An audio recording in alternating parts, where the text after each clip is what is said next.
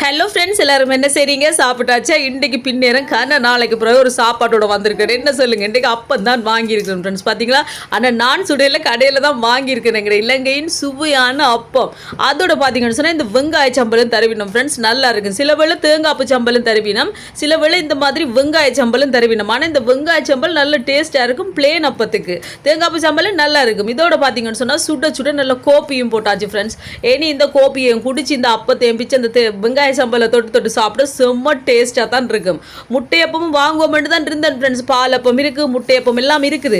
ஆனால் இன்றைக்கு கொஞ்சம் பிளேன் அப்பம் கொஞ்சம் லைட்டாக வாங்கி சாப்பிடுவோம்னு தோணுச்சு. அதோட இன்றைக்கு பிளேன் அப்பத்தையே வாங்கி கொண்டு வந்துட்டேன். பார்த்தீங்களா, பார்க்கவே நல்லா இருக்குல்ல. அப்போ அந்த சைட் எல்லாம் பார்த்தீங்கன்னா மொரன் இருக்கும். இங்கே பார்த்தீங்கன்னா இந்த ஒரு பிளேன் அப்பம் ஃப்ரெண்ட்ஸ் 40 ரூபா, இலங்கை காசுக்கு 40 ரூபா.